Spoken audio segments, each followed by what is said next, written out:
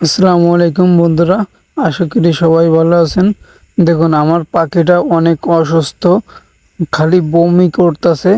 আগের যে পাখিটা ছিল ওই পাখিকে 2 সিরিঞ্জ খাওয়াতাম, তাও বমি করতো না, আরও খেতে চাতো। কিন্তু এই পাখিটাকে যা খাওয়াচ্ছি তাই বমি করে ফেলাই দিচ্ছে। 1 সিরিঞ্জ দিছি কিন্তু খাতে পারতেছে না, সব ফেলাই দিচ্ছে।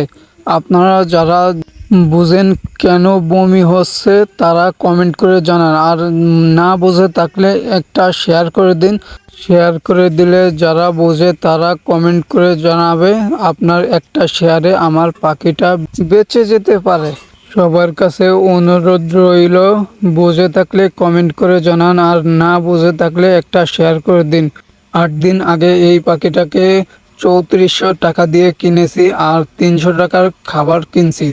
মোট 3700 টাকা খরচ গেছে। এখন মরে গেলে আমার কি অবস্থা হবে বোঝেন। সবার জন্য দোয়া ও ভালোবাসা রইল।